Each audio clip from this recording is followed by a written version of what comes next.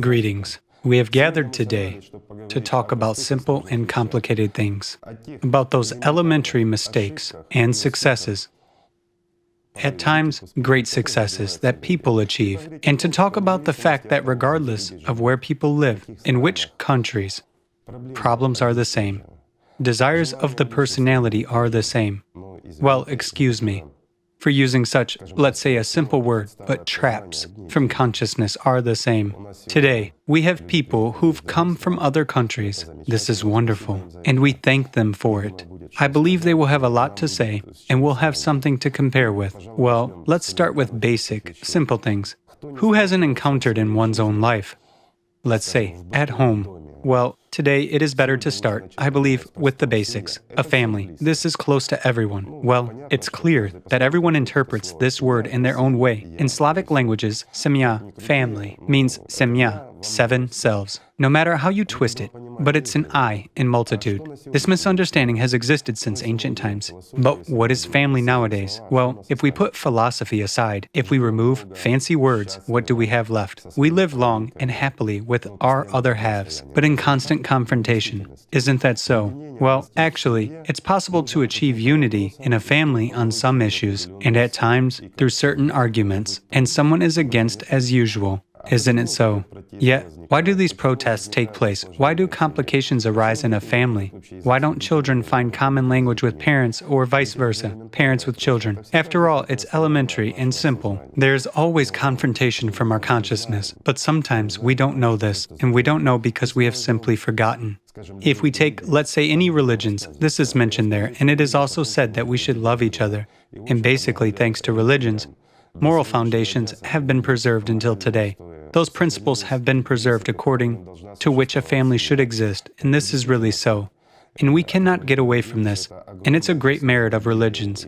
And it's hard to imagine what would happen to present-day humanity if there were no religions. Well, it seems to me that, if there were no religions, we wouldn't be here today at the table. We would have already gone absolutely wild a long time ago, and we would have turned into wild beasts and would have simply killed each other. That's indeed so, because any matter in this complicated and at the same time simple, three-dimensional material world always confronts each other.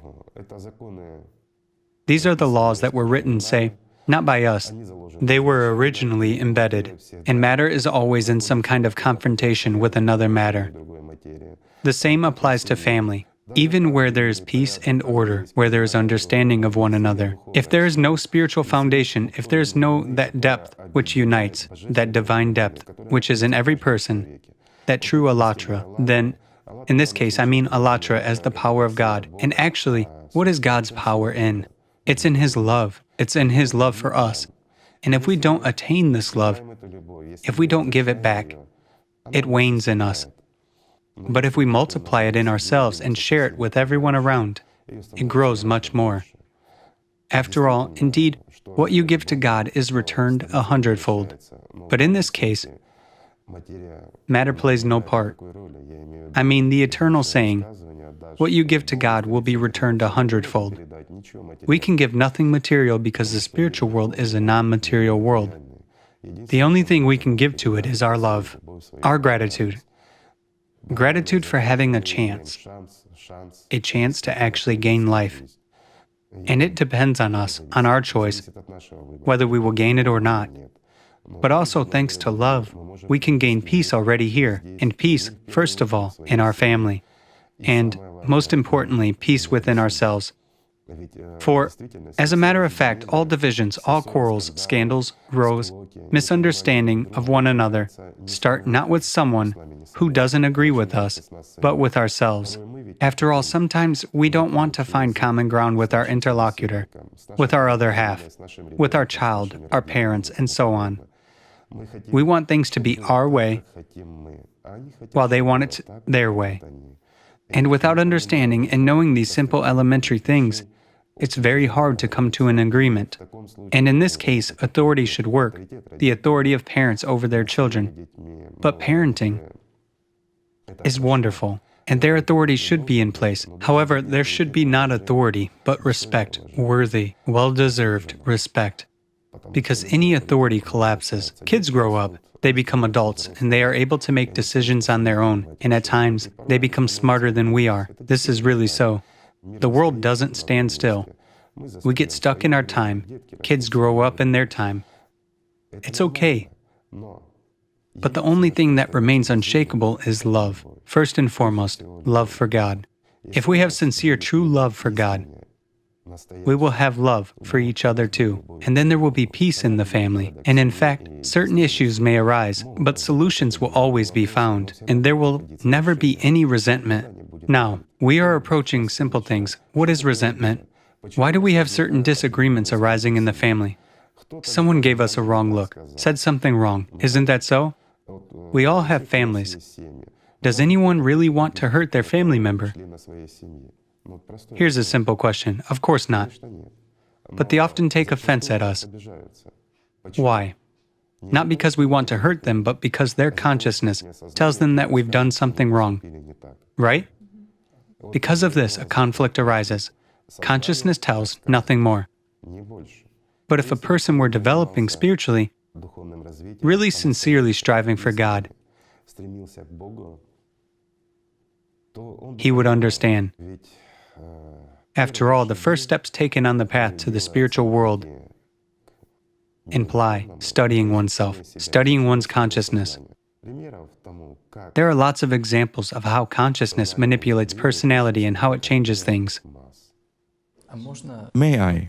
There is such a moment when a dispute occurs, arising in my head, and I've noticed that at this moment I simply forget who I am, and it turns out that I'm not listening to it anymore, but sort of regard it as myself. Right. You've pointed this out absolutely correctly. When a dispute is arising in your head, and you start arguing with someone, at this time you stop being yourself. You become one of those actors who plays this picture in front of personality. You put the power of your attention in the pointless chatter in your head. And at this time, you no longer live. At this time, you are feeding the system because you provoke emotions in the dispute. The very fact that you accept this means that you give away the power of life. You give away alatra, or the power of the Holy Spirit, or the power of descent, whatever we call it.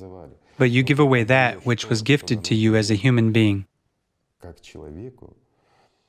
to feed what is called the animal, meaning the inevitably dead. While the system, consciousness, precisely works in such a way so as to involve you in these disputes, to make you leave the position of personality and perceive yourself as one of the actors. And what does it mean? As lots of people ask, how come that consciousness is not me? Well, when a dispute is going on in your head, and there's someone who's absolutely not interested but is observing it, that's who you are. The one who finances this hollow theatrical performance in your head, on your account. This little idiot is you at the moment. Sorry for being blunt, but this is really so. After all, who would throw funds into emptiness?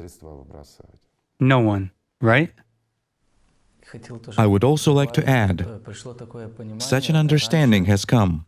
Earlier, suppose during a spiritual practice, or just when I finally decided that I would watch, I would work, and then I just thought about it, and let's say here came thoughts, and I got carried away and recalled that, and some anger would come, kind of at my consciousness, at myself, and those extra negative emotions arose. Of course. And then I realized that one shouldn't take offense or be mad at it, because if it's just a program which works, Absolutely right. which is just It's tuned this way. programmed, well, what's the point in taking offense at it? One just needs... Taking offense already means taking its side. After all, it does everything for you to resent, worry, and feed it. That's the function of this program, because that very demon is that very program. Nothing more and nothing less, but it really works this way. And again,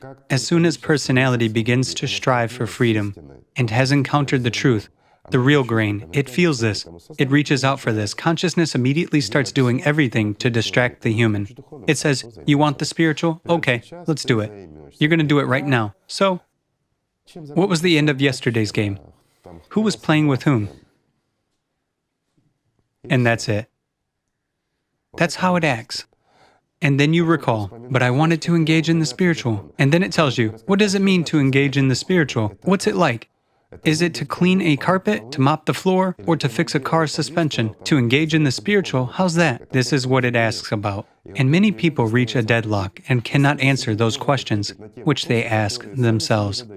But the point is that it's not themselves they address, and it's not them who ask, but it's just the play of actors. But the one who observes it, often people don't even see themselves, and that's the trouble. And mostly people don't know who they are. And of course, it's crucial to answer this question, who are you? Who are you and why are you here? It's the first question you should answer, right? And the hardest part, as I've noticed about myself, is exactly to start doing something.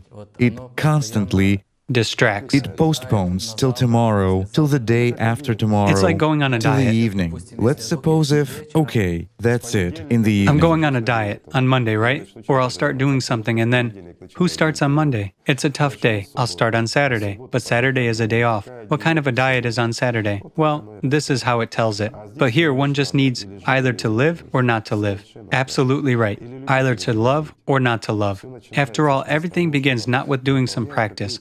The prayer one or something else. Guys, all this is good. It's wonderful. But these are tools that should help. And everything begins with whether you strive for God's love or not. Do you want to live or not? Who are you? Decide. Are you an animal? Or maybe you are, though a bit weak, but an angel. Are you a part of the spiritual world? Or let's say, are you recycled matter? Who are you? And when you answer this, when you realize what you need, then you'll really decide what to do. And there is a variety of tools. These tools are in any religion. They are everywhere. They are described in the Alatra book simply. Well, let's say, without anything extraneous, without specific rituals and traditions. But rituals and traditions are important and necessary too. This is our history. That's why everyone chooses their own. But the path to God is always open for a person. So everything is simple. I'd like to say something. As for spiritual practices, or how to say, one shouldn't always strive for merging or contacting only in spiritual practices, right? Yes, right. I'm doing translations. I keep writing, and suddenly I feel, right? Something either from the text or, right, that there's this flow. Yes? Not practice, I've got it. You're absolutely right. And the point here is that practice is a tool which gives an opportunity to come into contact, to gain experience, nothing more. In prayer, true prayers lead to the same perception, to this feeling, to feel this love, and then one just shouldn't lose it. But consciousness is tricky. It distracts, it plays, but if you've lost it, you need to return. As simple as that. And actually, neither prayers nor spiritual practices, it's not them that save. Your aspiration and that love which you attain and strive for, in which you radiate in return after receiving it, that's what makes you a human. It makes of a mortal creature something greater, an immortal one. It's very good. There, you want to do a lot. Of course, and you have the strength. Yes, exactly. And you gain more powers at once, and consciousness always seeks these powers important for it. Well, as a rule, these powers are given when a person is in the spirit. That's when these powers increase. But again, solely for good deeds. Although it happens sometimes that a person is in the spirit. However, the system or third forces interfere and use these powers for something else. Such situations happen too. Well, what can we do? I would also like to say that when we participate in a project together, do filming or editing of videos, right? What kind of feeling comes from it? From the beginning to the end, you are in feelings all the time. And Of course. because of that, when it's going on, you're not alone, you're in a team and everybody feels it. And everyone's doing this better, sort of everything. And this is such a great power and might. And that's what it is, right? And why does it happen? Because it's one of the forms of service. Yes. Because you do it not for yourselves, and you are not seeking to gain anything from it. You act from the heart.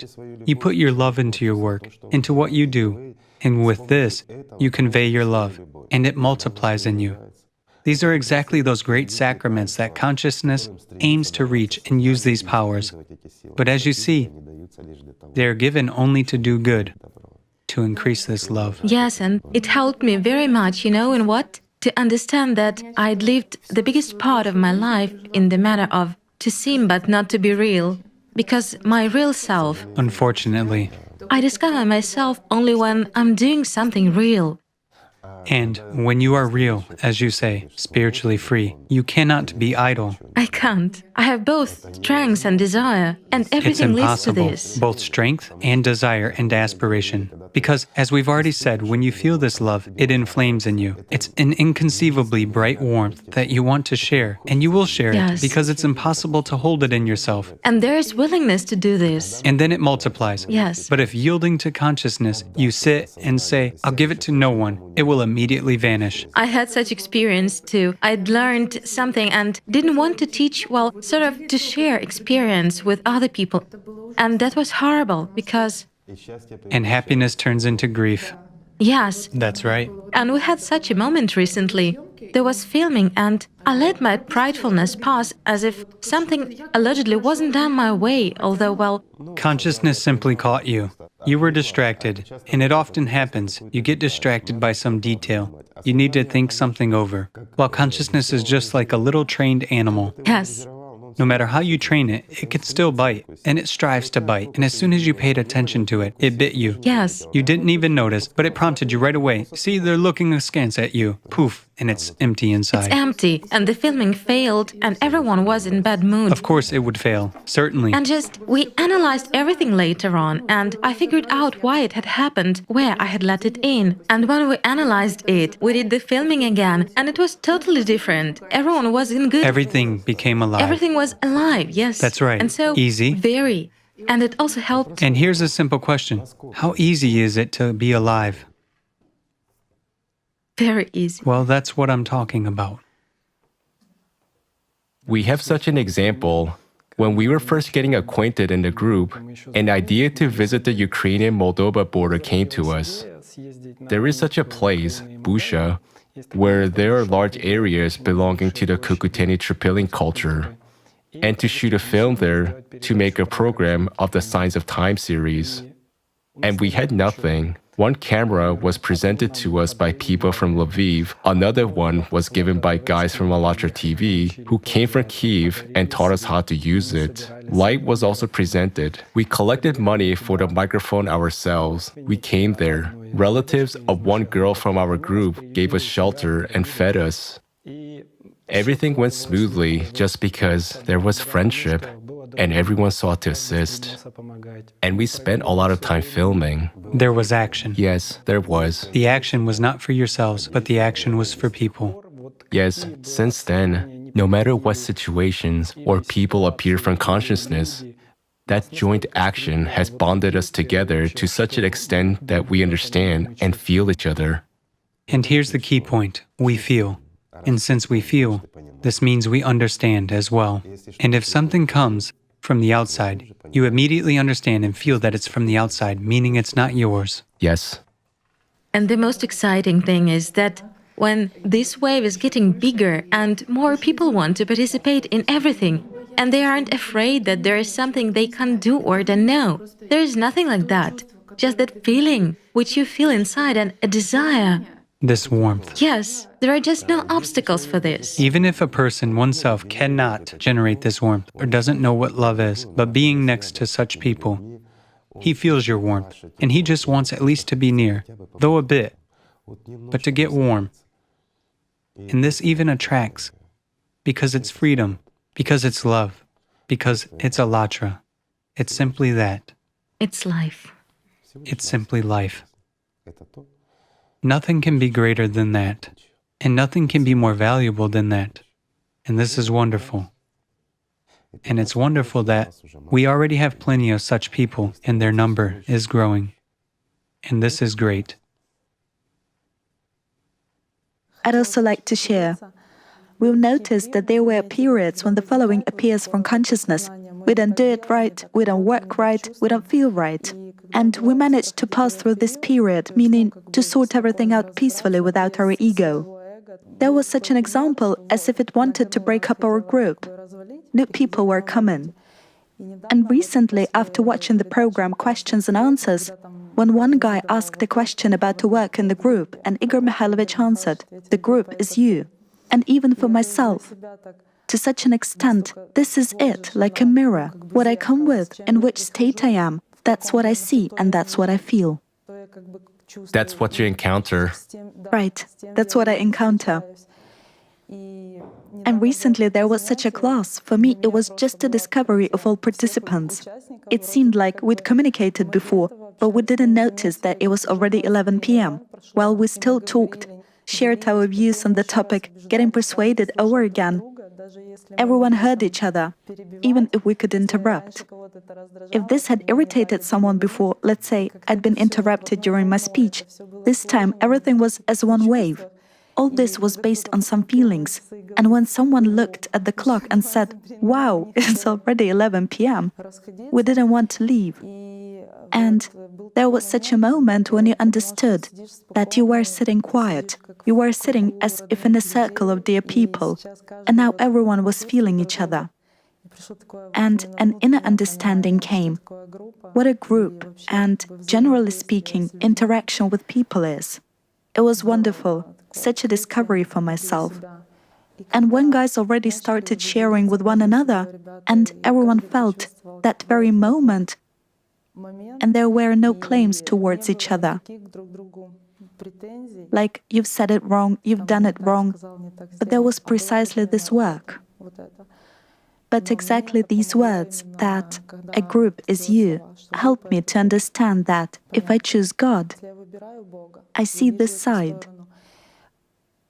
precisely the divine in a person, and then, when all this is joining among people, and all of us, like... Based on your two examples, it may simply be said, we increase what we invest our attention into. While attention is what? Power. It is power. It is precisely alatra. It's the power of God. Everything is simple. Is it complex? No. Yes, we stumble, we make mistakes, but we are still going. The main thing is not to lose the goal. That's the most important. While falling is even needed sometimes in order to understand that it's painful, right? Right. But it's so pleasant to get back on one's feet later on. Right. That's the best thing. And that state which gets lost at such moment of falling, then a person understands The entire value. the entire value of this. That it's really valuable and that it really exists. After all, there's another very serious trick from consciousness. It always tries to prove that God doesn't exist and that all this is an illusion. And so, a person lives through an experience, has an enormous experience already, but consciousness immediately leads astray and tells him that all this, you made it all up. This doesn't exist, and for a certain period of time, the person becomes disoriented, well, simply a toy in the system's hands, until he stops and says, wait, how can it not exist? It's my experience after all. And everything falls in its place right away. Isn't that so? It is, and both of you have mentioned, even three of you have mentioned the exact same thing, that it's just games, merely games of consciousness. And at this moment, such power appears, which forces you to discipline yourself. Because meaning discipline also, It doesn't force. well, I phrased it incorrectly, yes. You just cannot act otherwise. This is, And how can it be otherwise? and how can it be otherwise? How can it be otherwise, right? And then it becomes easy in everything. Suppose to discipline yourself in work too, let's say. An understanding has indeed come that work is precisely what you should occupy your consciousness with, so that it doesn't distract you. It must work hard. And the more you force it simply to work, honestly, not to be lazy, The more obedient it becomes. stand up and go. Stand up and go. This phrase, It is easy. It is really easy, and indeed, everything is easy, and there's nothing difficult in this. Also, a girl, a participant of our group, has shared. She says, I finally got it in general. Whereas the material, it is so difficult, she says. Beginning with choosing some tiles, it's telling you an awful lot. She says, I've understood that in the material there is a certain algorithm. You set a task for it, it goes and does it, and that's all. You don't talk to it. And one shouldn't talk. Right. And this is true, and that's it. A clear task. And the task should be clearly formulated and set, and only this task should be financed, no deviations. Then there will be order. Yes, whereas in the spiritual, everything is simple, everything is accurate and clear. In the spiritual, everything is simple, just love and life. Right, and nothing is needed. Right, but at the same time, it's infinitely diverse. Our consciousness is like a tool of that very devil, of whom they say that he doesn't exist, but he exists, and he's in each of us, and this cannot be denied, because precisely his tools work in our consciousness.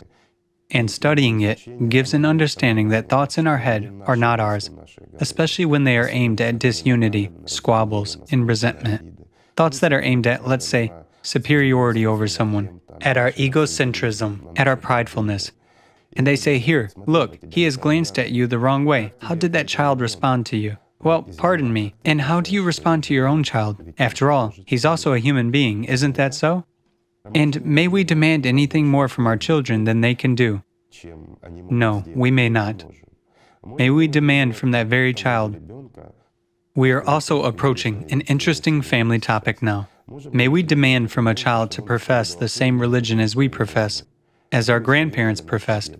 Well, suppose we are Christians, while a child has decided to worship Krishna, to try it, to play around, because his friends worship Krishna. As of today, it's fashionable in many countries, it's cheerful, tempting, and may we forbid him? No, we may not. Why may we not? Because a human being is free in his or her choice, no matter how we forbid, no matter what we tell him. The child is a human being, and he's free to choose whom to serve, God or Satan, whom to call his God. It's his right and his choice, and it's actually not important which religion he'll adopt. All religions are based on a universal grain. They are based on faith in God, on God's love, and they strive for a single thing. They strive for God. Therefore, there's no big difference. Although, if we look from another standpoint, there's no point in changing one religion for another either. This happens only due to lack of understanding, due to pridefulness. And again, why does this happen? Because of the games of our consciousness. Isn't that so? It is really so. Consciousness is saying, what have you obtained in one or another religion that you are in? Have you become holier? Have you attained salvation of your soul? Look, this spiritual advisor tells it wrong. In actual fact, it's like this. And consciousness starts telling you how it is. It's telling you that God must help you. He must provide you with material welfare because you are here. But if this religion doesn't give it to you, this means you should join another one, the one that will. It won't be given anywhere, in no religion. God doesn't owe anything to anyone. This should be understood. We owe. And first and foremost, we must gain an understanding that our consciousness is the devil's tool. And this is no joke. But it's just a tool which we can... It's impossible to take it from him. It will still belong to him. Not only you can, but you ought to borrow and to use it, and to make this tool serve God. This is exactly what service to God is, primarily. And going back to the family topic, I would also like to mention, there are such phenomena, well, many know about them, but it's not quite appropriate to talk about them. It is mundane religious manipulation and mundane atheism. Well, what is mundane atheism? It is almost the same as mundane religious manipulation, somewhat contrary, but the meaning is one and the same. Many people have encountered situations when someone in a family steps, as he believes, on the spiritual path. He hasn't sorted it out yet, but he already demands respect for himself. Where does he demand respect? Here, in the three-dimensional world. And where? First of all, in his family. He uses religion as a tool of superiority over other people, first and foremost, over his family members. Isn't that so? It is. Well, we have often encountered and still encounter this, and unfortunately, we will encounter this further. It occurs due to a basic lack of understanding. A person comes home and starts talking about how everyone should live. Well, start living this way yourself. Be an example and show what benefit this has given you. Then your family members will also catch up and follow you. Isn't that so? Besides, mundane atheism is a denial of everything. And let's say, first of all, it's fear that someone of the family members has joined one or another religion. And here, let's say an attempt to sober the person up begins. A lot of arguments that religion is bad. Thanks to religion, guys, we are here. We started our conversation with the fact that without religion, we would have already eaten each other, and this is true. That's the point. Therefore, religion cannot be bad, but it is bad that these atheists listen to their consciousness. Precisely, atheists. First and foremost, atheists.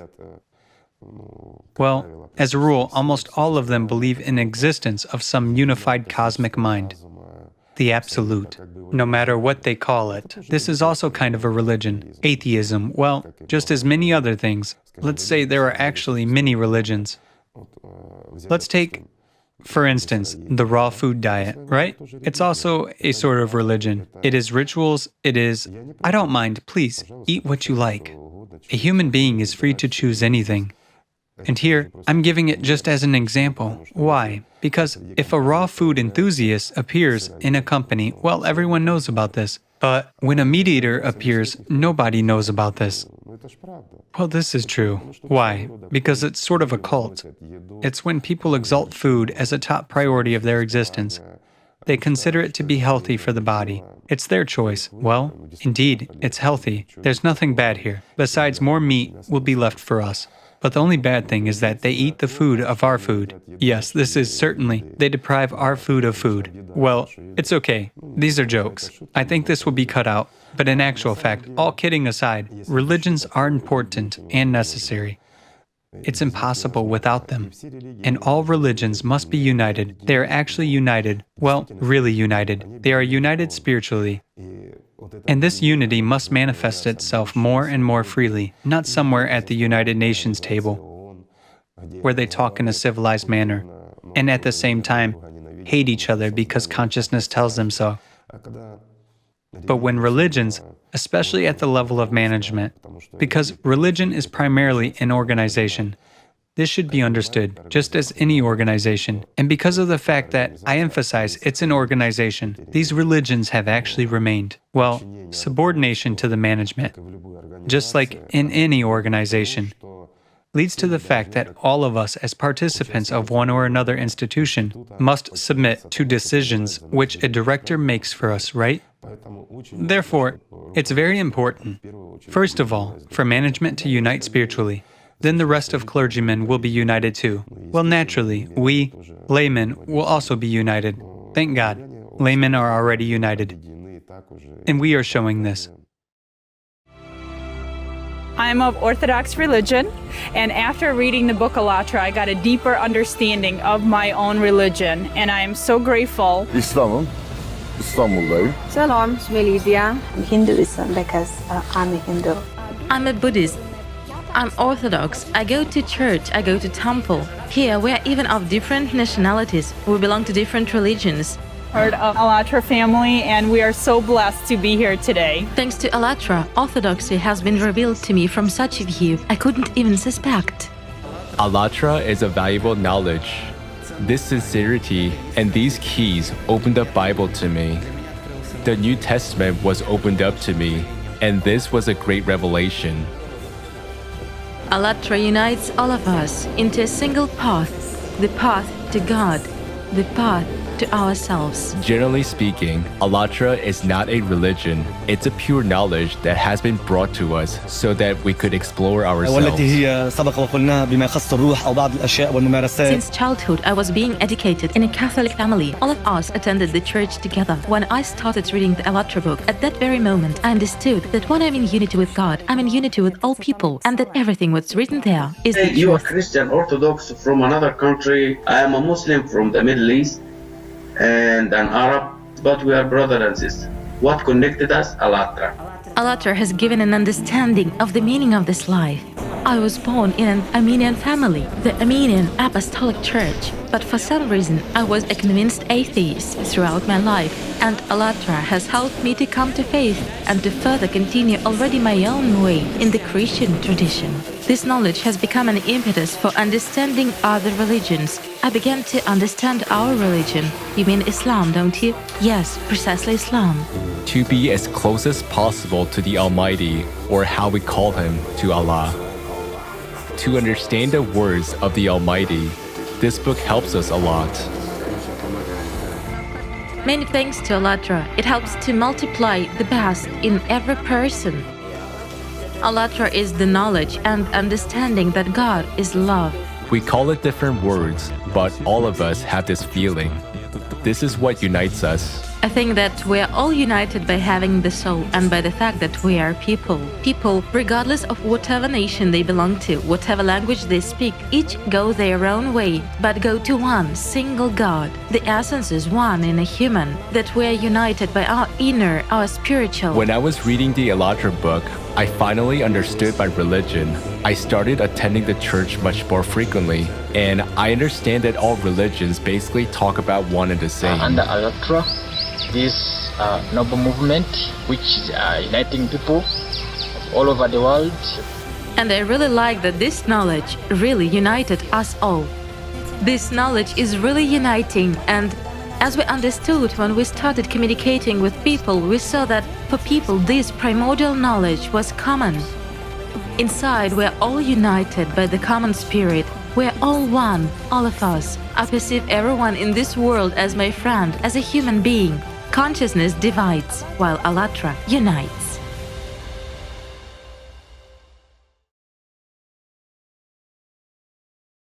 Today, lay people are already united in many respects, and we have seen it in our movement. When people of various nationalities and various religions are united based on the spiritual knowledge, based on their longing for God, for one God. After all, no one is arguing about the epithets, about the names of God. Here we are saying that all religions and all believers are united by Alatra. This can cause some sort of resentment from consciousness among many people, especially among those who belong to religions. And what is Alatra? Alatra is, I'll repeat it once again, the power of God. And what is the power of God in? In His love. And resentment has fallen away. And this is really so, because God is the only one who can unite us, whereas religious organizations shouldn't be united in a material aspect, as there are only two kinds of unification. It's a takeover of one organization by another. A merger. Or a merger, as Andre says. In either case, the historical values will be destroyed. They are of great importance. Foundations will be destroyed, and they are acceptable to some people, while to others they will be unacceptable. Well, that's a wrong thing to do. Religions mean values. They are our gems, which we should preserve. And this is true, because we owe them. We owe them for the fact that we still exist. And this is really so. In fact, if we look at religions, at representatives of different religions, someone is used to praying at 5 a.m., someone is used to praying at 7 a.m. or at 9 a.m. But for God, this doesn't matter. He loves everyone equally, regardless of the time they pray. Of course. Right? Because He loves those who sincerely love Him. Well, our planet is actually very small. And if somewhere it's 5 a.m., then somewhere it's midnight. And that's obvious. But God cannot exist on one part of the planet Basically, God has nothing to do with the planet at all. Yes, it is His creation, but imagine His might, His boundlessness. Don't even try to do this. It won't work. We can imagine the universe, and even then we won't be able to imagine the infinity of the universe. Our consciousness is extremely limited. It is limited by those boundaries which the system has specified for us. We can try to develop our consciousness, and we must develop it as much as possible, but we'll still have limitations. As for personality, unlike consciousness, it is capable of perceiving much more. That's why, at the level of personality, we are able to perceive, we are obligated to, and we must perceive the spiritual world, this very connection of ours. And then we'll have peace among all religions. After all, everyone talks about the same, and if we actually listen, let's say, to people who truly follow the spiritual path, who really serve God in their religions, after all, they say the same. They say, don't ask anything from God except salvation of your soul. They speak of sincere love for God, and they say that all of us are brothers, and all of us are one family, and that God is one. Well, isn't that so? And what's also interesting is that all religions speak of, as you have already said, they speak of and teach their followers. They teach precisely love. First and foremost. Only love. First and foremost. And it's only consciousness that divides people, makes us compare and look for some differences between us. It's consciousness that divides, agitates. And there is one more thing. Often it's the consciousness of people who are not on the spiritual path, but who simply exploit, let's say, religion as a tool of gaining something, from consciousness first of all, not from the spirit. These people try to introduce a distorted understanding of God-fearing. After all, what is God-fearing? It is a fear of losing God. This is the real meaning of this word. That is, the fear of, the fright of losing this inner connection. This is what's terrifying. It's terrifying to lose God, because this is the only meaning of human existence here. This is what makes us humans, in contrast to animals. If there wasn't this inner alatra inside every human being, a human would be an intelligent animal, and this would be scary. But that very fact, I emphasize this again, that thanks to religions, we are here today. Thanks to that knowledge, to those grains which have remained in these religions and which are conveyed to people, we are here. And from that point, everything is in our hands. And it depends on us whether we can sit at one table all together. We'll be able to if we want to. It's all in our hands. And in fact, we have nothing to divide. Really nothing. Consciousness creates conditions. Envy, hatred, greed, banal confrontation of matter compared to matter. After all, the paradox is that consciousness of any person is trying to manipulate, is trying to possess, to gain power, put simply, over the consciousness of another person. And the consciousness of that person, if he's weaker physically or intellectually, it resorts to cunning and struggle, and confrontation of two consciousnesses begins. Who will win in this? Here's a simple question. Consciousness. Consciousness. The system, it should be understood that our consciousness and the devil are not material. These are merely information. What does information feed on? We can ask those who deal with computers on energy. And what is energy? Energy is precisely the alatra, which descends to us from God, meaning those powers which come to us. It may be called the Holy Spirit. It is God's powers, no matter what we call it. But this is what makes us humans. And this is what's given to us for gaining life. This is what's given to us so that we could begin to live here, so that we would lose our fears, so that we would dispel all illusions which demons palm off on us through our consciousness. Exactly thanks to this, we can resist the devil, can save ourselves, and show the way to others. Here, Igor Mikhailovich, I would like to agree with you about the role of exactly religion. Actually, it is impossible to overestimate the role of religion in the life of civilization. It's unrealistic. There's an especially interesting point. I've been listening to you right now, and such an understanding has come. Consciousness constantly tries to separate people. Surely.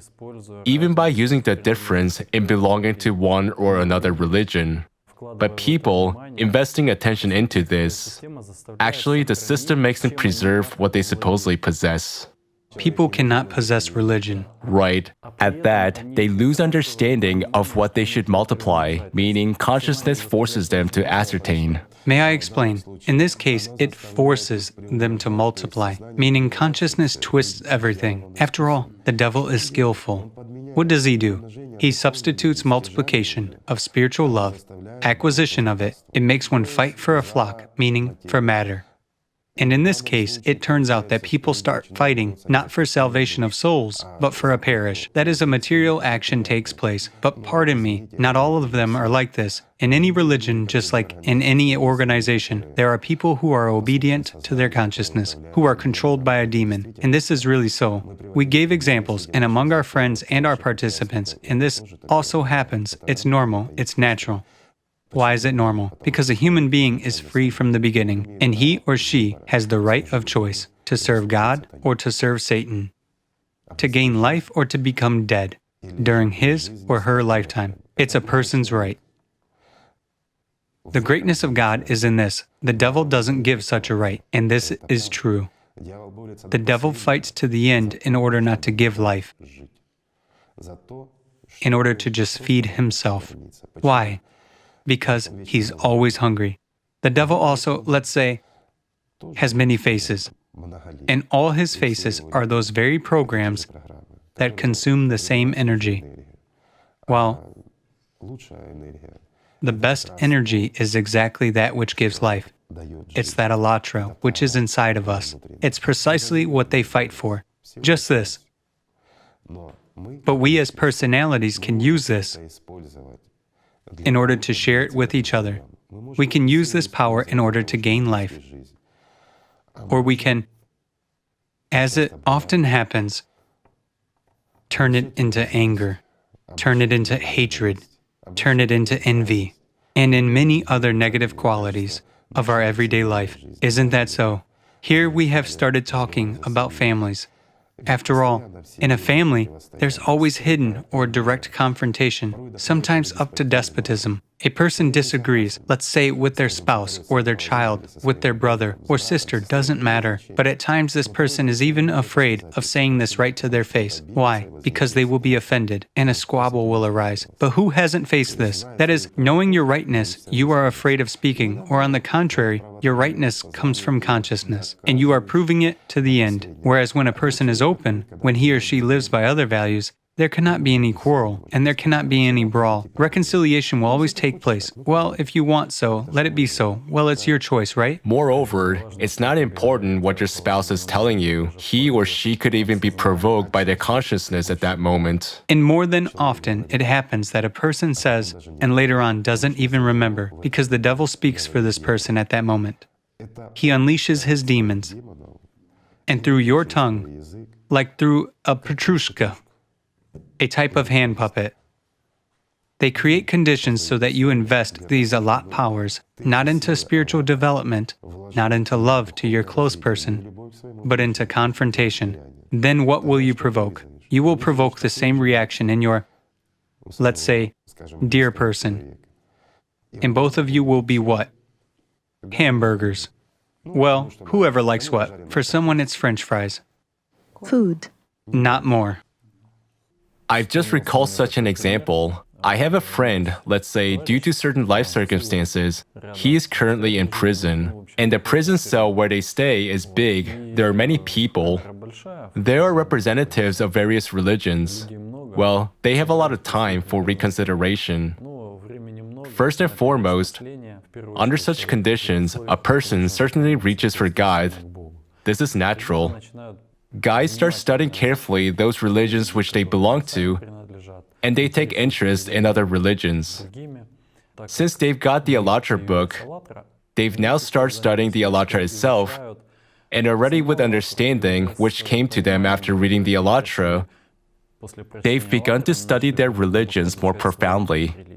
And there's an interesting man in their cell who's distinctly against and desperately criticized the Allatra. At that, he positions himself as a true believer, professing God. He's constantly saying that he knows a lot of prayers, literally several hundred. He abides by all the canons. And my friend says, that will be okay, he says. But he's in prison for the third time, and this time because he broke a person's head with a kettlebell. Well, let's put it this way. History knows true believers who had crucified God, right? Well, this is true. But they were true believers, and they were defending God. The question is in something else. Why does this happen? Because those who position themselves as believers actually want to appear that way, but they don't work on themselves at all. If only this person had worked on oneself, as any religion presupposes. But the spiritual path is not that easy. It's not something that happens just like that, upon some words being said, or a wish being voiced. This is first and foremost work, and serious work on oneself.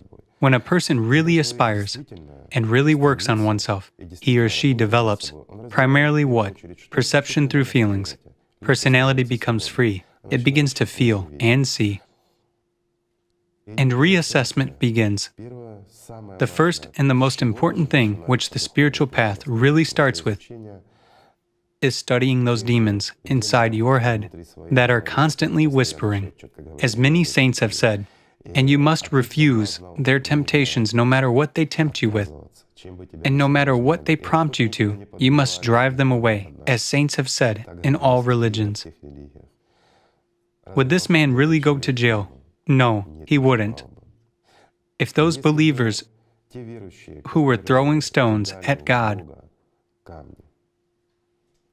were believers, if they had known at least a little bit what the spiritual world is, if they had felt it at least a little, would they really have acted that way? They would have known who came to them. They would have felt him.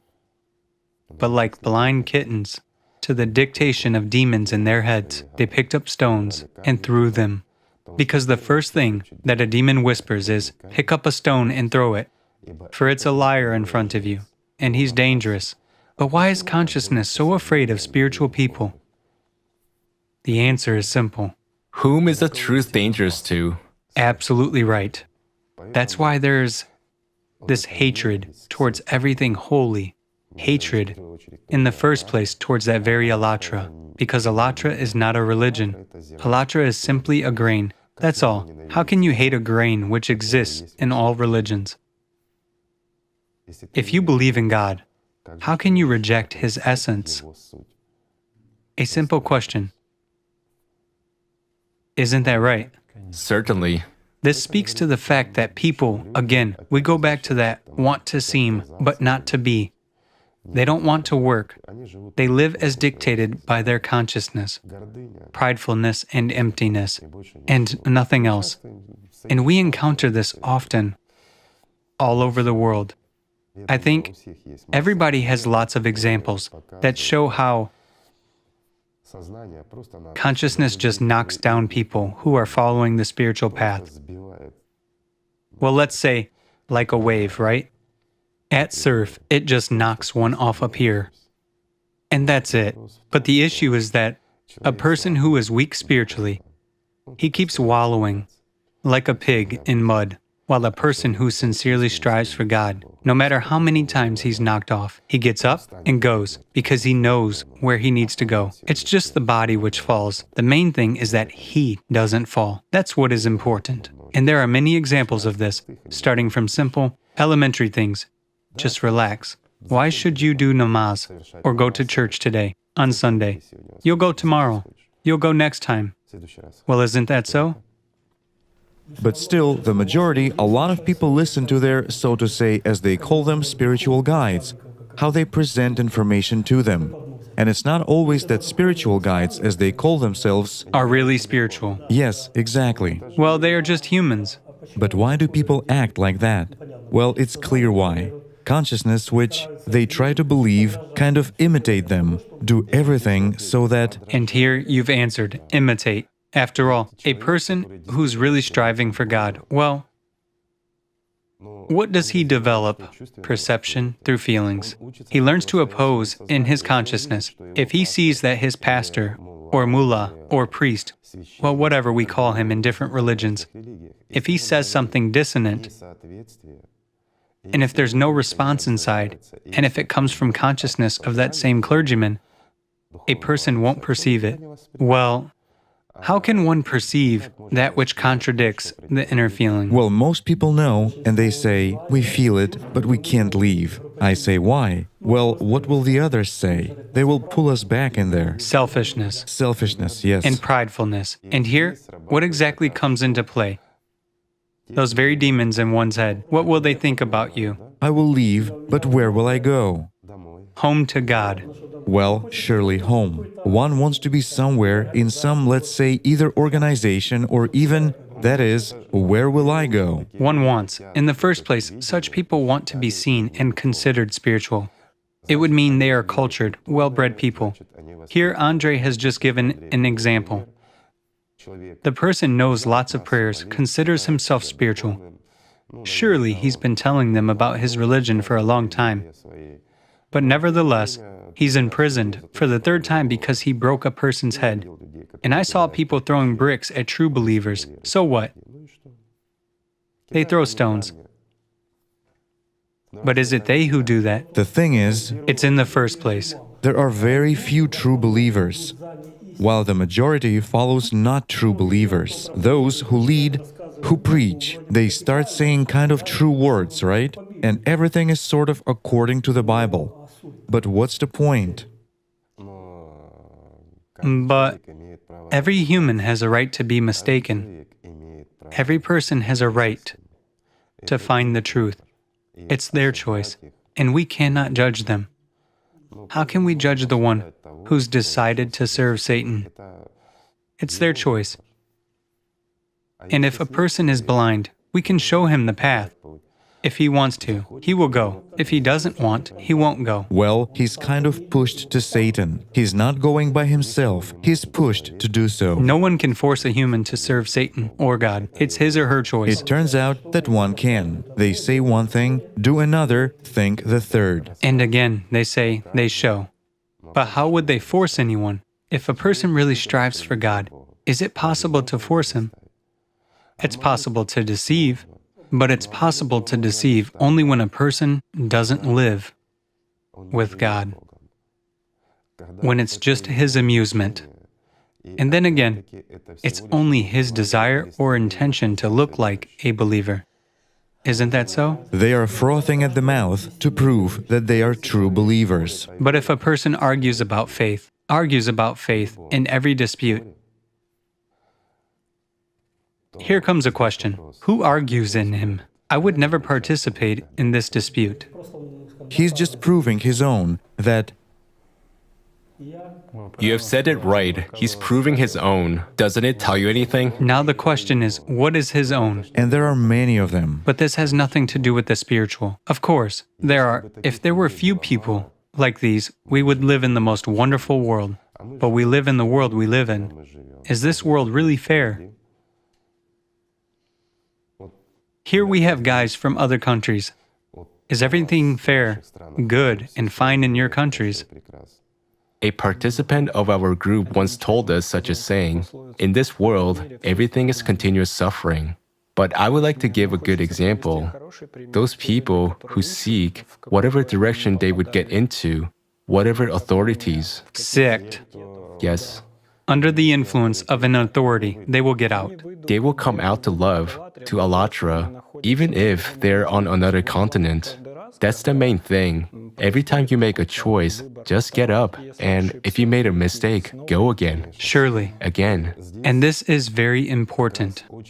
When a person fell down and got up and realized why he had fallen down, it's important not to forget this understanding. Even better to share it with others, then no one will fall in the same situation. Isn't that so? Their consciousness confuses them so that they go around in a circle. The majority, actually. It's their right. their choice. If they want to circle, let them circle. And I would like to add, if you really share joy after you have managed to get up, Sincerely. sincerely, yes, first of all, it grows. Definitely. It never decreases, and people always feel it. And people feel it. Truth. Truth is always felt. They perceive. The only thing is that the difference in people's reaction to the truth can be huge. Spiritually free people who strive for God, they perceive it with joy. Whereas people who serve Satan, who are slaves, they cannot distinguish white from black. Everything is gray for them. They start to get angry, they get scared. But we've already talked about this. Alatra scares only those, Who don't know it. yes, who are afraid to know it, those who are afraid to lose. Let's say, power over themselves, Satan's power. Because they are comfortable. Well, it's consciousness telling them this. Consciousness is afraid. Just that. It draws for them that these are some incomprehensible actions which entail some danger for their habitual world. Absolutely right. That something will change for the worst, and a person will lose something. They always look for something bad. Surely. And consciousness indeed loses control. Control over personality, control over a human being. And this is true. And there are many confirmations of that. And in this case, well, naturally, consciousness is a little bit not on the side of Alatra and not on the side of religion. Unfortunately, this is so. But it's on the side of those people who are walking around in circles and of those pastors who lead people to nowhere. This is really beneficial to consciousness. Why? Because consciousness intrudes everywhere, all around. It defends its own. This is a means of its existence. After all, what is consciousness in actual fact? Is it neurons? No. So what is consciousness? A simple question to which no one has given an answer up to this day, right? And no one has touched it. While consciousness is nothing other than ordinary information. And the question is, whom does it come from? But a human being is able to develop it. Well, we can get into such a maze that people will feel uneasy. That's why we don't touch upon this. Let everyone study this on their own. Let's better talk about simple things, about those things that really hinder many people today, those that don't allow them to take the first step. This is what's important. Regarding, say, the first steps in self-knowledge and learning the truth in spiritual development, an example has also come to mind, again, about that guy who's in jail. After reading Alatra, he became interested and started asking questions regarding spiritual practices and regarding work on oneself.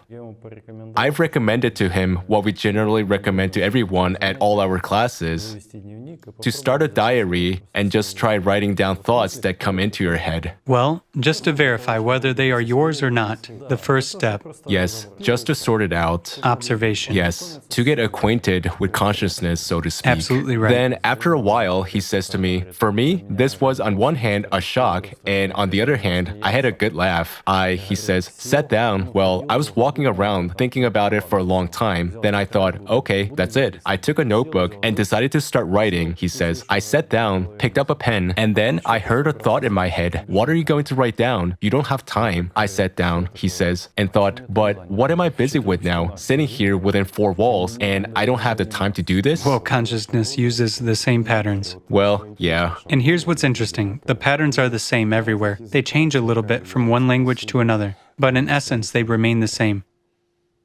There isn't much variability. And in any country, among any people, there are the same patterns, the same reactions to the same situations. Everything is programmed. Everything's repeated fractally. And if we really look at how the whole world is arranged, it's stitched with the same thread, starting from a sandbox and ending with geopolitics. Everything is so absurdly simple in the system. With all this seeming complexity, everything is simple. And everything is banal. Because at the root of all this, there's just one program. Someone's insatiable hunger. That's all. A young lady told us about a case of writing down thoughts. She said when she was told to write them down, the first question was what thoughts to write down. I said, write down all that come. She said that during the day, it was this way. It's a bad thought. I won't write it down. But that one is good. I'll write it. And then she said, when I read what had seemed to be good, I was laughing so hard. And she told another story. She ordered reinforced plastic windows to replace the ones at home. So she had them replaced. But there was a defect. And so she said, I walk around for a week and offensive words keep spinning in my head. When I go past this store, I want to go in and either my child won't let me or something else. I told her, just go in and talk to the person. She said, I have decided to go in the morning. I enter and think, I'll speak it all out. There's a woman sitting there, the very director. I say to her, you know, you've installed such bad windows for me. And the director, yes, I see. Whenever I walk past your windows, I think we need to change them for you. And that was it. And that's the whole solution of the Everything problem. got resolved just like that. And she says, while I was so already prepared such a She was speech. doing magic. In actual fact, it is magic. She was planning a conversation which wasn't going to even happen. But suddenly, everything changed. And she says, what do I do with all this? Yep, what was it? And what predominated in this woman? Pridefulness and fear. Fear of It turns failure. out that yes, she was saying that it wasn't fear, but a sense of justice. How could they install them like that for me? And the sense of injustice didn't let her go there for an entire week. What if my pride suffers and the dispute is decided against me? And she Yes. was 100% sure that it would be decided in her favor, because she had such a speech, that she would come there now, and this would... She wasn't sure because she was ready to quarrel. But she came, and everything was so trivial. But when a person is free, he is really free. He doesn't need to quarrel.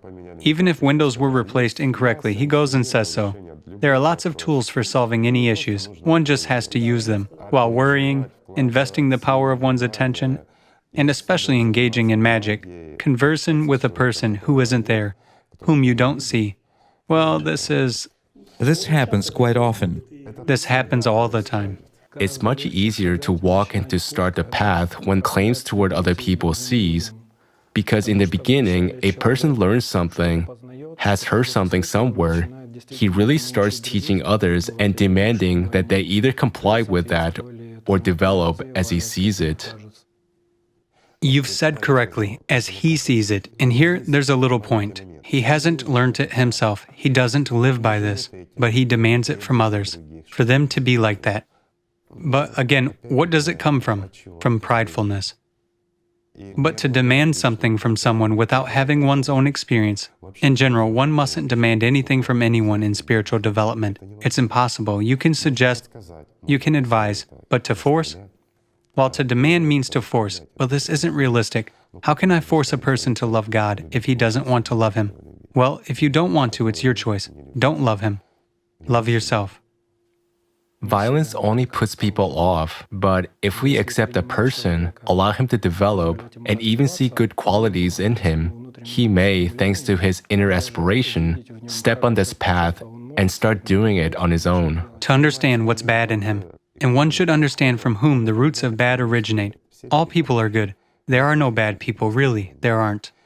There are people who are irretrievably stuck in enslavement to Satan and can no longer get out of this situation. There are such too. However, there are those for whom it's extremely hard, and this must also be understood. For some, we should devote more time, for others less. For some, we have to explain 1,000 times in order to make them understand, at least a little bit. Isn't that so? Certainly. But the best method is to show by one's own example. Like when you don't hold a grudge against anyone, no matter what, even if they are a wrongdoer. I'm not saying that if someone strikes you on your left cheek, you should turn your right one to them. That's up to you. You can put up a block, answer with mawashi, whatever reaction one has. It's not the point. The point is that one mustn't hold grudges, mustn't hold on to evil. It destroys, especially against a person. When you know and understand where this evil comes from, its real source.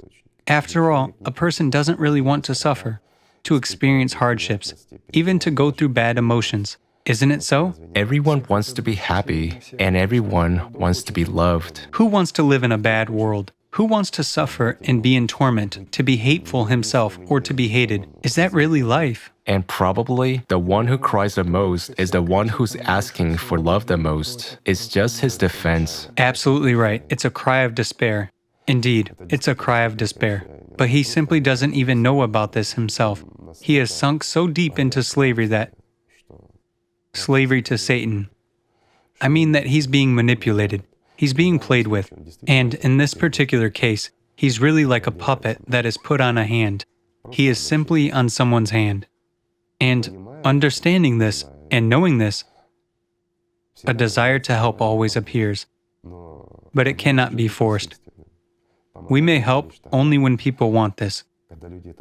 We may answer only when they ask, and only the question that is asked.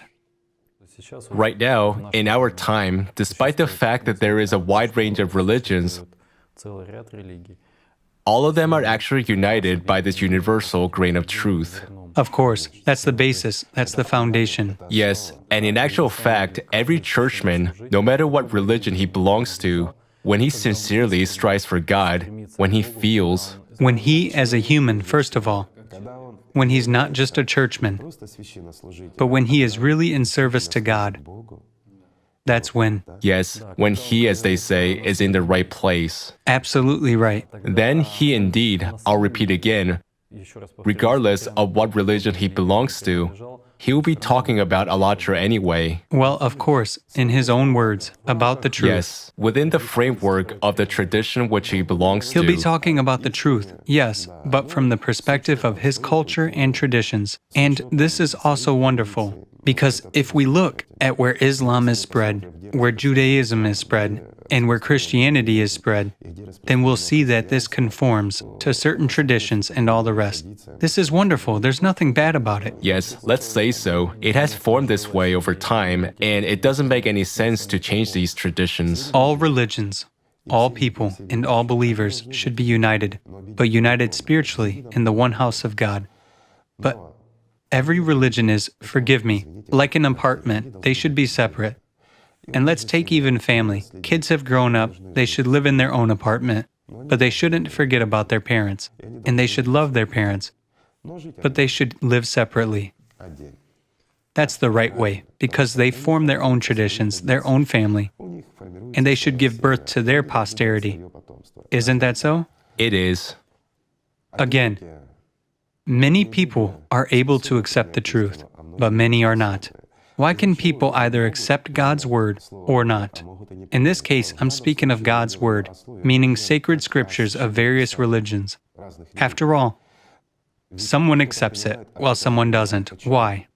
I haven't seen religions that say bad things. I mean, true religions, not man-made ones. But again, people oppose. Why does this opposition happen? Because of pridefulness. But who in them opposes?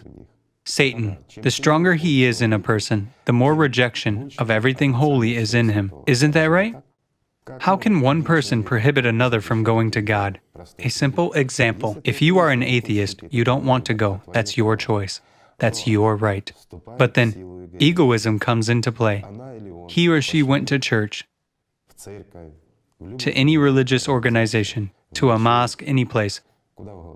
So a wife went to a mosque, for example, but the husband is an atheist. So at that time, she didn't bring him tea. He himself needs to get up and pour the tea for himself, and demons are whispering. Yes, it happens. How is that? This isn't right. After all, she is the wife, so she doesn't take care of me at this time. Right? Basically, it's jealousy towards God. No, this is not jealousy towards It's God. not jealousy, it's just when he does... He's an egoist. This is commonplace selfishness. Family is me. It's my comfort and my convenience. Well, don't we encounter this? I'll put it simply. He's a slave of the system. He's a slave of the devil. He's precisely the very puppet of which I've spoken. It's when a hand goes in, and the person is like a ventriloquist, meaning this is mundane religious manipulation. Manipulation, pure and simple, as they say. Certainly. And how many such examples are there? A great many, yes. And regardless of countries, continents, and anything else, we see this far and wide. But why does this happen? Why, when you are a priest, when you're a pastor... It's not about a pastor. Pastors can be different, and people can be different. The problem is not what a pastor says, even though a lot depends on this. The problem is what a person hears. I'm sure that pastors in church don't say, "Go home and do evil." That's impossible. After all, they also serve their religion, while religion serves God. While receiving information, he twists it and presents it as Demons listen instead of a person, and they distort the very pastor's words, and they aggrandize her in her own eyes. And the person comes home full of pridefulness, and she's closer to God, she knows what's needed. Again, what do we encounter here? Mundane, religious manipulation. And this is scary because it's precisely a manifestation of satanic forces in the family, while a family is our immediate environment. all too often. I just literally... It's often and everywhere. A person is striving for God, regardless of religion and what he does in it. She can be Christian, she can be Hebrewish, if she calls her God Yahweh, while he calls him Allah. Will God change because of that? We, Christians, call our God Jesus. For us, Jesus is God. But guys, what difference will it make? Will some of them lose power, or are we talking about different ones? We are talking about the same. We are talking about God. The thing is that he doesn't want to hear about this. Of course he doesn't, because the person doesn't develop spiritually. His self is above that. The person follows the instructions which have been given to him. These instructions, in his opinion, are a bargain or deal with the devil, not with God. God doesn't make deals with anyone, and actually God sees and catches a person when he or she begins to live. While a human is in this world, he or she has the right of choice. If God controlled people, decided their destinies, we would be in heaven. But we are here. We are in hell. We are at the devil's place. This primarily proves it's time to get smarter, guys. This is the 21st century. Dark times have passed. This proves, in the first place, that this world doesn't belong to God. And those who work, develop spiritually, in all religions, there are saints who mastered this path, who perceived alatra inside themselves. And they used to say the same, isn't it so? And they spoke of God's oneness.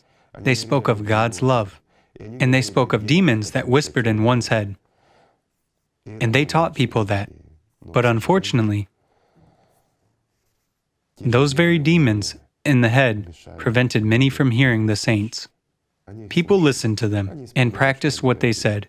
They uttered prayers or performed meditations in time, but they didn't advance towards the spiritual. They tried to make a deal, and unfortunately, people still do.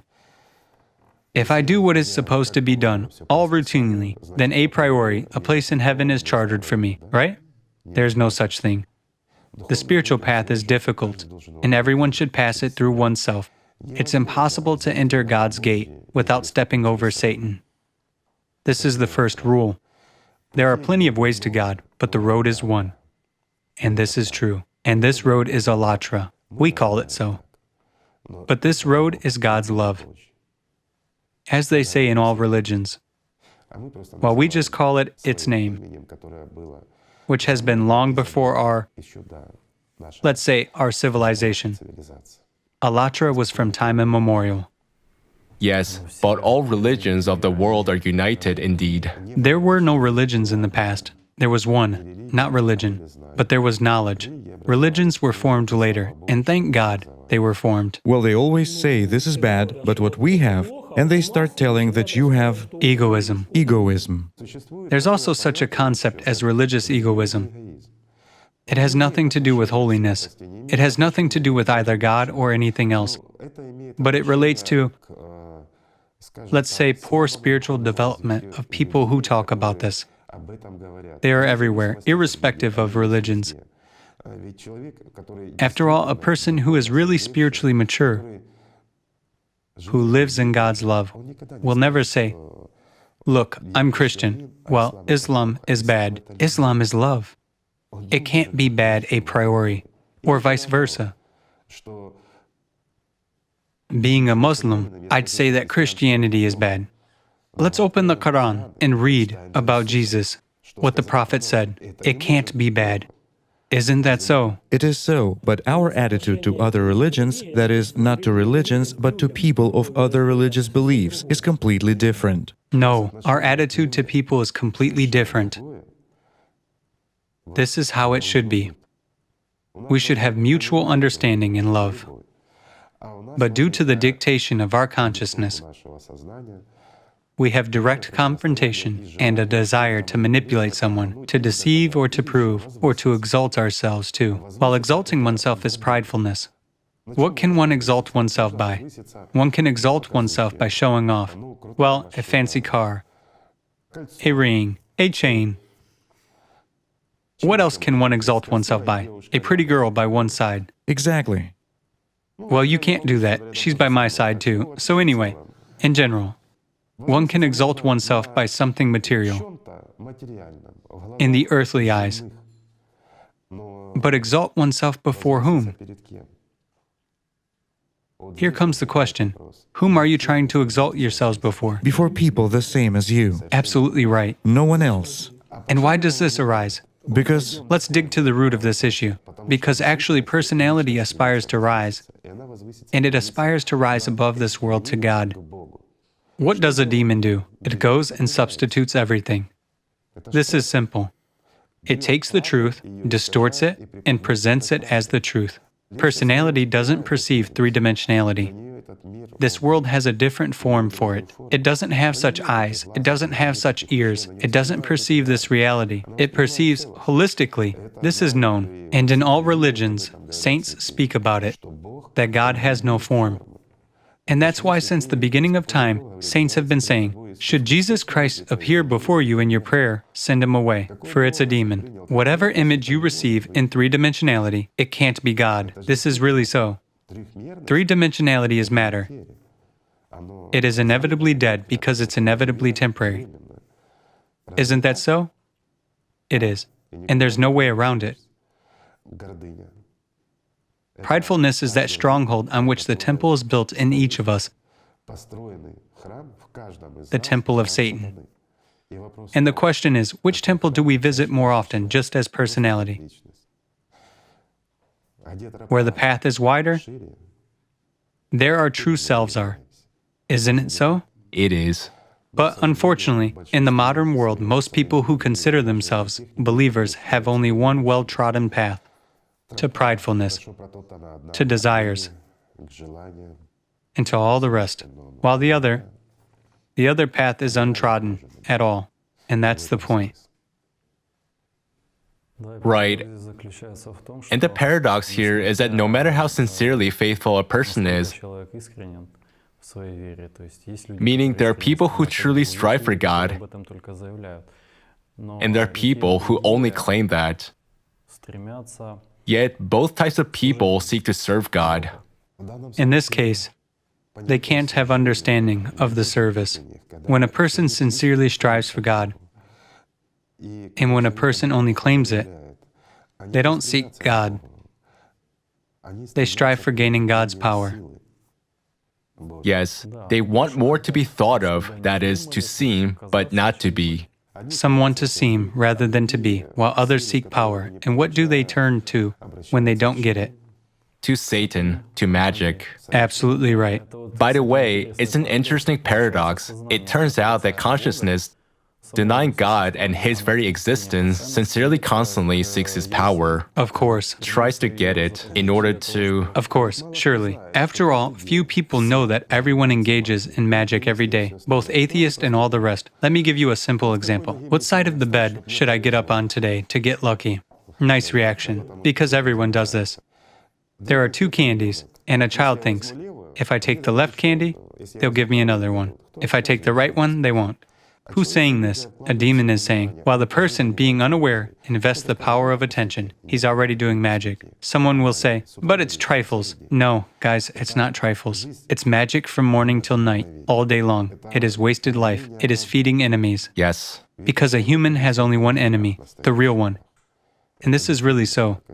This enemy is the one who's called Satan. And this enemy is...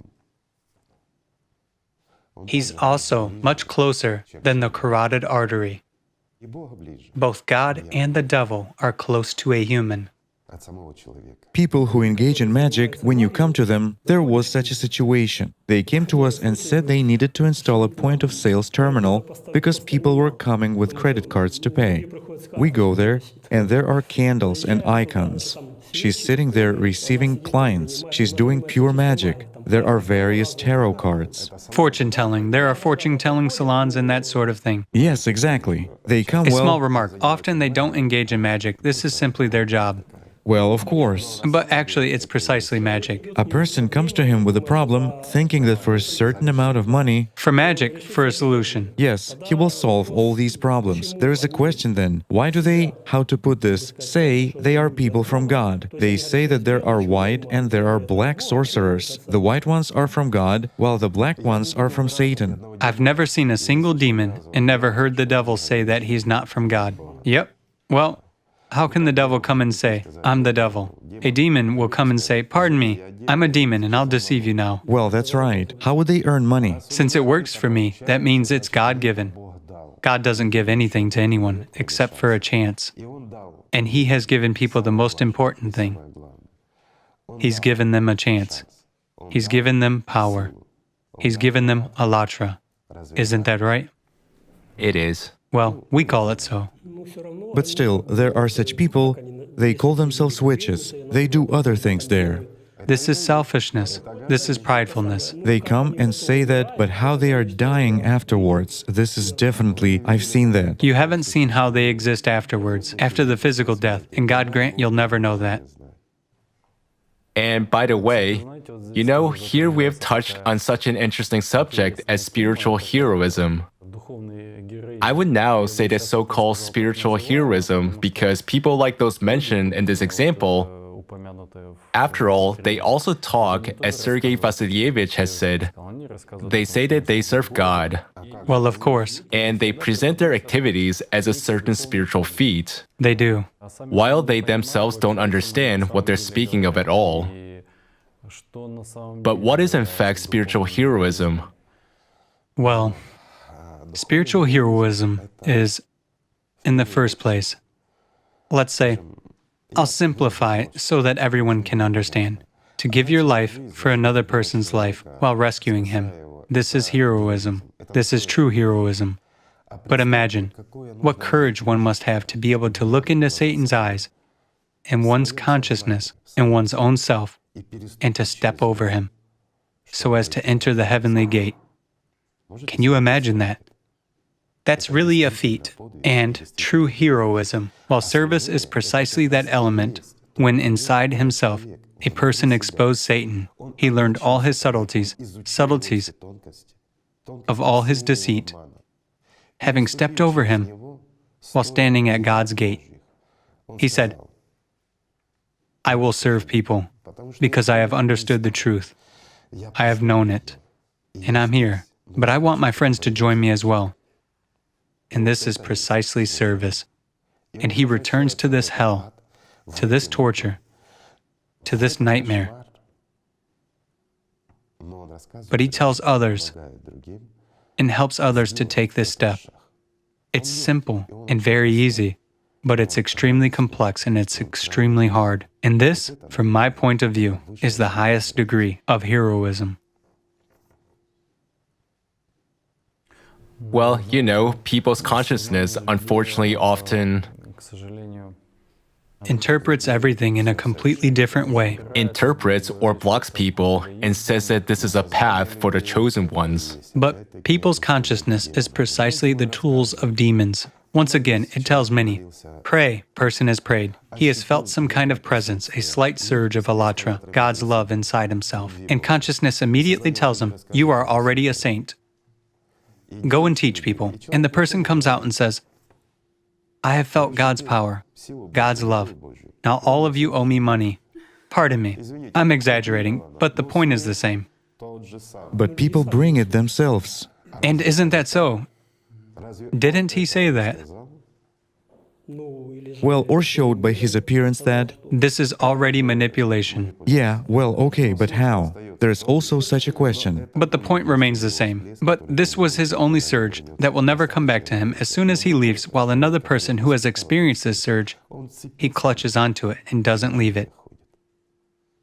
In going outside in the street, he simply helps people. Right? It turns out he is ignited inside. When a person... Absolutely right. And those who really attain this love in any religion experience this warmth. It can't be mistaken for anything else. It's inner freedom. It's really warmth. It doesn't burn, it keeps you warm. You want to share this warmth. You want to embrace the whole world. It's impossible not to share it. Well, isn't that so? Surely. This is true. But does a person want anything for himself in exchange? He already has everything. He already has everything. And therein lies the answer. While it's demons that beget insatiability, illusion, demons, pridefulness, everything is simple. In reality, the world is simple.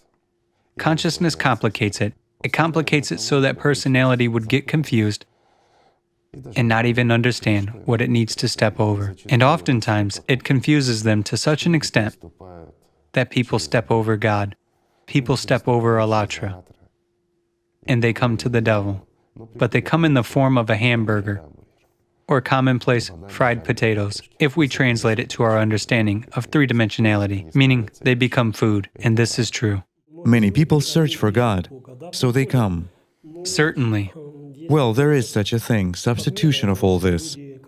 People who say that they worship God, they tell a completely different story, so as to kind of lure more people. Well, these are organizations. This is, again, formation of certain, well, let's say, sects or something else. They establish these just in order not to work. They are too lazy to work, or pridefulness pushes them to that. Well, this is normal. Every person is free. After all, he sees this, he understands. There are more people who are seeking, but some don't find. And they are seeking God. I'll put it simply, everyone seeks God. Even the one who says, I'm an atheist, he seeks God. I had the honor of talking to a very famous person, God rest his soul. I won't name him. The conversation was open and sort of free. And he says, he says, I don't believe in God. And I say, of course, I know that you don't believe in God. Well, I say, you, sir, to him. Of course, I know that you, sir, don't believe in God. He says, but I do believe that there's the supreme mind. Consciousness cannot just leave. It forms into a certain field in this mind, and it exactly forms. Well, all the greats, they attain this. For example, Tesla and many others. While he was a man at their level, he left a great history after himself. So I said, and after that, you call yourself an atheist? He paused to think and said, well, no. He says, but still, he says, this is atheism. After all, this is science, and with that, he remained. I wanted to give another example. A guy came to our group. He told us he's Muslim, and his parents are Muslims. And he says, in my childhood, I often asked my mom how to feel God. Mom, they talked about it, and I saw them doing namaz, and they got me accustomed to it. But how to feel him? And he says that his mom, a Muslim, brought him an icon and said, well, I don't know, talk to him, pray. Well, and somehow, he said, with time, I stopped believing in that, and no longer considered myself Muslim. But he said, just like most people, he belongs to that religion. Yes. And when he got the books, the Alatra book, and he started as if he read the books, watched the programs, and started performing practices. Then he felt the urge to communicate with Muslims, to go to the mosque. And he says, I came in. I had a conversation with an imam. Well, I finally began to understand that, which I sort of didn't understand in my childhood. He says, I had such a wish to explain that meaning even to my mom and dad. What Islam is. What Islam is. Right. Why? Because Alatra is in every religion. It is that grain on which everything is based. If a person has learnt, regardless of which religion he is in, he has learnt the essence, he has learnt the truth, he has learnt the path. He will come to God. And an atheist will come to God through that very Alatra. Isn't that so? It is. After all, it's not important what we call him. My acquaintance, an atheist, God rest his soul. He believed precisely in the absolute. He believed in the universal mind. He called it so, that there is something supreme which gave, but he provided descriptions in a typical manner. He just brought his own understanding that there was a single information field from where thoughts come. I tried to explain to him that anyway, there's Satan, or negative energies, as we call them, where everything that leads to materialism is embedded. He said, well, look, which results I've produced, which results in science my colleagues have produced. I asked him a simple question. Tell me, please, you came up with a lot of inventions of world significance and the like. But what was exactly invented by you? Well, what do you mean? He said, everything. I said, well, after all, I have come not to judge you. I'm just asking, what was done precisely by you? Where did the thought come from? How did you? As a result, after literally 15 minutes of conversation, he came to such an understanding. He was sitting so sad, and he said, you know, it actually turns out that I didn't invent anything. Everything came ready-made. I was just thinking about it. And as you say, I repeatedly invested my attention and received ready answers. I couldn't put it together. These things are not disparate. And he began to think, how could I put all this together that it became like that? Meaning it turns out, I have cornered, well, one of the greatest minds of this world by, say, a simple trite question, how have you done that? But his pridefulness resisted at first. It was enough just to step over his pridefulness, and the person simply realized. Nevertheless, we were close friends. He understood a lot, but remained with his terms. I'll put it simply, he just remained with his terms. He called things the way it was convenient for him. For instance, he says, I understand, I know everything, I understand everything, but it's convenient for me this way. For example, he says, I cannot call that which exists, I cannot call it God, because for me, God is associated with a man with a beard. Everything will fall apart then. He says, a man with a beard. Well, how can it be a man with a beard if I understand that this is an immense world? And as for the spiritual world, yes, I understand that it exists. But this is, he says, how much knowledge is there? Well, I say, to each his own. Everyone has their own values. Why do people who devote themselves to science, not all of them, there are nice, wonderful people. The longer a person devotes himself to science and the more significant results he achieves, well, say, more recognized ones, the more often they adhere to the position of an atheist. Egoism, try egoism. Firstly, he is praised as a great human. And here, Satan gets activated in him. Direct confrontation with God. And a person cannot make himself equal with anyone. Here there's pridefulness, which becomes much greater than he is. And from here a problem arises. But even in them, there is a personality which knows that God exists. Those are their true selves. However, they remain as powerless personalities, let's say, but they do have a say. And even an atheist cannot ignore this, but he shapes it in some form acceptable for him. Like in my case, as well as in your case. There is some energy which is intelligent, which possesses something and does something. Because the entire universe cannot appear out of nothing from one point. So the entire matter was in a point invisible even to the naked eye. And then this enormous universe appeared. And no matter how we play with consciousness here, no matter how we twist it, no matter how we compress matter into a point which cannot be seen, even with our eyesight, it's impossible to put all matter together. But in actual fact, it was much easier. There wasn't even a point, but the world does exist. You know, while listening right now, I recall this moment. Such a key moment when science and religion were separated. And in fact, it became a key moment for development of civilization, while for these serious substitutions. It's natural. If science and religion were united, then science wouldn't develop.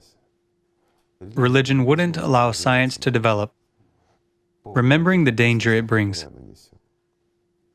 This is really so. And why have religions been opposing science for a long while, for a long, very long time? It's not that religion tried to keep people lagging behind because it's easier to control them, by no means, no. but because it wasn't the first civilization. Both atheism and science, meaning service to the devil, had already led to the fact that we are here again. To decline of civilization. Of It course. turns out that it's not beneficial to religion when science develops as such. No, it's not. No, there's something else here. No, it's beneficial to religion when science develops as well. It's beneficial to religion when people strive for God. It's beneficial to religion. Religion is preserved on the basis of more ancient knowledge. And from here, according to historical facts, this wave of knowledge transfer reached religion. Let's say it's not depicted everywhere. And in the majority of cases, it's even erased from historical memory. But there are facts confirming that there have already been civilizations, and people have been destroying themselves and finally destroyed.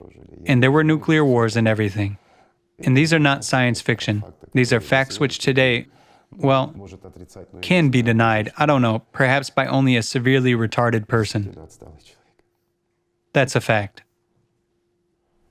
Right. It turns out that if a learned man puts his pridefulness, ego aside, Well, there are a lot of such people. if they believe, admit publicly, It's not about believing. They stop serving Satan. They start serving God. And the point here is not in publicity or something else. After all, cognition of God is an intimate process. It is contingent on, well, I wouldn't say between the two, the spiritual, boundless world and a person himself. This is his path, in fact. And it's not necessary to shout everywhere and say that I'm a believer, right? Someone seeks to talk about this. Someone praises one's religion, someone one's own. The point is not in that. But the point is that when a person knows God, that's the most important thing he can attain. And a scientist who knows God doesn't need to talk about this. The main thing is that he's learning it. Science doesn't suffer from it, only wins. But the point is in something different, that a person who really stands firmly on the path to God. He won't invent weapons. Well, or something else which is so bad. This is true.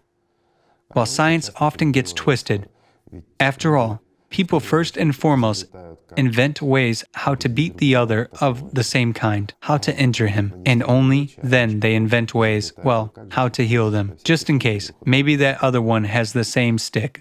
That's the point. Right. But in fact, it is precisely inner search for God that forces a lot of people to develop exactly in science. Let me put it in even another way. Real scientists, exactly, real scientists, great ones, through science, they come to the understanding that God exists. It's inevitable, because while learning, they come down to the point where matter ends, where the devil's power runs out, and an understanding comes that behind all this, there is the one who is called the Creator. This is true. And there are plenty of these examples. Yes, very often, when we were working in the group, guys ask, why do group leaders probably conceal some information? Why don't they tell us? Probably some secrets. There are no secrets. Why? There are no secrets, but they expect them. It is their consciousness that expects them. It expects power. Consciousness is what attracts people to religions. Well, anywhere, even to Allatra. Well, to Allatra, it's even more obvious. People know that there is a great power here. But the great power is not ours. I don't have it. No one has it. It's God's power. Allatra is the power of God. That's all it is. But consciousness perceives this. It knows that this power creates everything. If this power were not present in this world, even in a distorted form, then Satan wouldn't exist either. But he's the very first proudling, whom many people try to emulate and strive for this power, for accumulation of this power. But again, what for? In order to get something in this temporary, three-dimensional world. And to get what? Again, what's temporary? Is it possible to force anyone to love? It's impossible. Impossible. What can be gained? Some piece of metal, some piece of wood, some kind of a house, or some kind of food. Everything is temporary. And the body is temporary, and we are here temporarily. Even subpersonalities are temporary. Everything is temporary. And to exchange it for eternity, what kind of a fool does one really have to be? The greatest proudlings, as it turns out, when thinking of themselves as the most intelligent, they doom themselves to the greatest folly. They do it themselves. Here one can only feel sorry for these people, for their choice. This is indeed so. Yes, also laziness creates authorities when a person doesn't want to find this inner power within oneself. He's looking for an external support. Yes. And as a support, he takes not the true knowledge which one can rely on and learn. It's like a ladder leading to infinity, but other people. But it's not a support that he seeks in them. People are looking for an opportunity to shift responsibility for themselves. And often it happens by the will of God. God said so. Do it. Well, how do you know that God said, I should do so? Well, a simple question. Are you communicating with Him? If you were communicating with Him, you wouldn't say so, and everything falls into place. But consciousness twists that. Here everything is according to the will of God, and as He dictates. Well, we have mentioned more than once that God sees a person only when he gains life. That's when the spiritual world perceives him. It's like, this world is like a swamp and dirt and everything, while the spiritual world is heaven. And when a lotus appears from this mud in its purity and reaches out to the sun, that's when the sun perceives it. It cannot be any other way. This is really so. And even when the lotus is in its infancy, in its struggle, making its way through mud and dirt, fighting with other plants, it is rushing to the light. Well, does the sun see it? No, it doesn't. But it gives it life. Because the lotus, even at its initial stage, while being in the swamp, in the very mud, it is still nourished by the sun. Isn't that right? It is. We are talking about those steps, when a person can already enter home, right? Just now we've talked, or he can stay. But this is the peak of achievement, something which one should strive for. But this whole path begins with the first steps. And it's at these first steps that a person faces those substitutions from consciousness. And also those who, let's say, live in the invisible world. But those same creatures, no matter what you call them, demons, incubi, and all the rest, can harm a person and distract him only when he is shaky, when he devotes a lot of time and energy to the material and basically doesn't take care of his spiritual growth. He doesn't believe in his religion. He doesn't engage in his spiritual development. But if a desire and an aspiration to make the first step arise in him, this is already a huge leap for him. Because further on, at least in religions, at least by, let's say, using that very alatra, one can walk, and walk bravely. Any living person has an aspiration and a desire to know the truth, and an aspiration for God. It is present in everyone in one form or another. Here, we've already talked about scientists. They perceive it in their own way, but everyone has it. And those people who go around in circles, they also have an aspiration. And those who cannot escape, well, how can this be? Well, it's just that egoism and pridefulness prevail more in them. That's why they cannot say no. But in fact, well, you simply slam the door and go away. You are a free person. But it is precisely this understanding of freedom that alatra gives. But alatra can also be interpreted differently to the dictation of consciousness. With manipulation, let's say. Trite manipulation can distort anything. After all, we've gone through this more than once. I mean, we as humanity. Everything depends on a person himself, on his aspiration. If he's faithful to God, nothing will prevent him from coming to Him. Simply nothing. It's impossible. Yes, there is metaphysics, there are powers. There are those whom we don't see with our eyes. We have demonstrated this, and more than once, and we've shown these powers. And one of, let's say, the participants in these shows of ours, there he doesn't even want to talk to us. He's sitting at the computer. Yes, he's too busy. He doesn't have time for us. And there were a lot of questions regarding this. People asked that if this is so real, then can a person at some point do any harm? Of course, he can. A person can do a huge harm when possessing power. And I wanted to continue about this. But you have just asked an absolutely correct question. But he can do this harm only if he gets these powers while being an immature being, and this is impossible. A person will never be able to get these powers when under the control of consciousness. But consciousness is not weak either, and the one who stands behind consciousness is one single system, or what in religion is called the devil, or Satan. He does have certain power. Matter is his world, and this world is his world, and he can do a lot here. But I'll put it simply, all his capabilities are contained in such a tiny pea that is almost invisible compared to the boundless world, to that world which has created everything, that which seems so huge and powerful to us. And even the devil himself is nothing more than one of the forms of that very information. It can do something here, but when a person stands on the spiritual path, and when he lives by it, everything the devil can do is take his body. What's next? What else can he do? Nothing. He's helpless, but also those who hide in the shadows. In reality, there are a lot of them. This is a living world.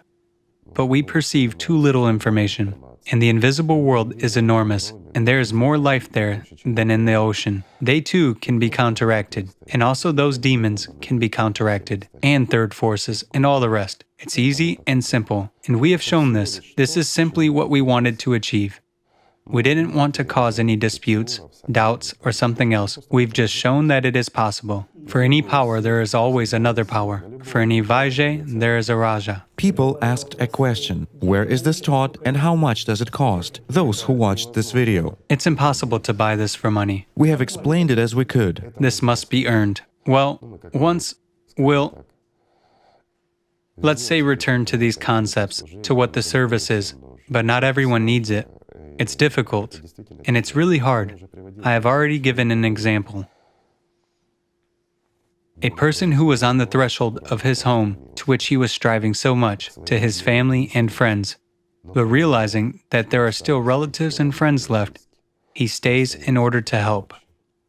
These are the real heroes. A person wants to help others who are left behind him. He really wants to help. How do they feel about this? Do they also want it, or? I say this once again. I'll just explain it here. This moment, help cannot be forced. It cannot be. No one is entitled to encroach on the person's right to choose. If a person has decided to become a subpersonality, if a person has decided to die, he will die. This is his right. This is his choice. Despite the fact that demons were seducing him and so on. But apart from our consciousness, there are certain forces that also interfere. They are like third parties. It's like a hypnotist who interferes in people's consciousness and tells a person that he's a singer, and the person believes it, and he sings and so on, and he really can consider himself a famous singer, the one who the hypnotist made him believe he was. These are third forces. And so, those heroes exactly counteract these forces, because it's really hard to resist them. Third forces often take human life ahead of time, because they are as hungry as the system itself. And precisely, the service to the spiritual world of these heroes, or Galiars, as they are called, it is exactly within their capabilities and powers to counteract precisely those who interfere, but in no way do they encroach on people's choice. This is impossible. Is the help real? It is real. Yes, it is provided, but not to everyone, and not even always when it's needed. Let's just say that it is needed very often. But there are not as many heroes as we'd like to see. Nonetheless, people do strive for this, and they are growing.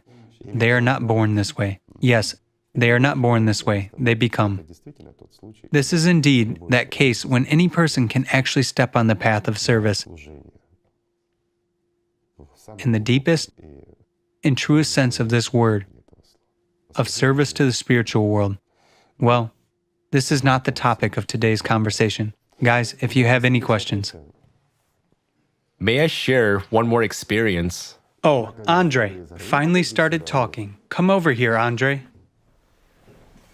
In our group, we have had such an interesting discussion about whether a person is moving along the spiritual path or not. And in the topic of miracles, various manifestations, and the supernatural.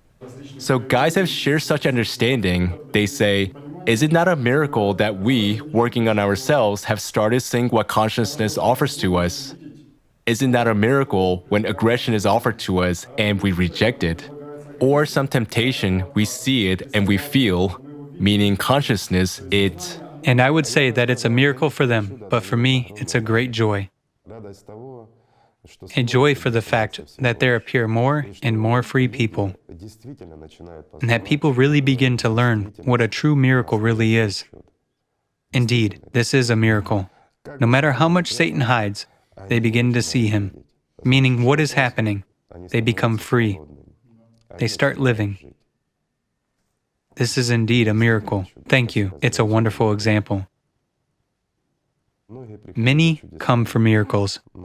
However, miracles are all based on a certain power, on where you distribute it. And Andre has just said correctly that the greatest miracle a person can fathom is to see Satan with his own eyes. And the greatest heroism is to have a capacity to step over him. This is the greatest thing. It's what makes us humans. It's what gives us an opportunity to truly know God and to really love Him, and most importantly, to be loved by Him. So, guys, let's love each other. Okay, guys, thanks a lot. Thank you very much, Igor Mikhailovich.